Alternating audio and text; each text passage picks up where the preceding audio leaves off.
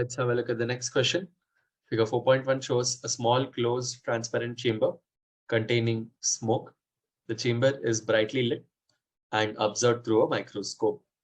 The smoke particles are seen as very small bright dots. Describe the movement of the dots.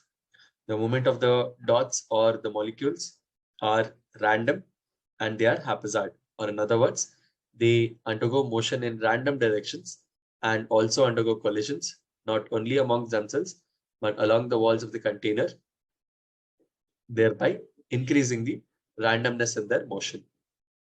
Explain in terms of molecules how this movement is caused. As we explained before, the molecules not only collide amongst themselves, but also with the molecules of the air and amongst themselves, and also with the walls of the container.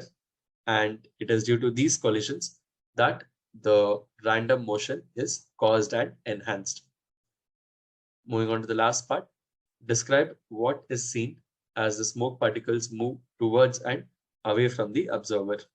As the smoke particles move towards and away from the observer, it is seen that the dots move in and out of the focus, or they randomly disappear and appear brighter.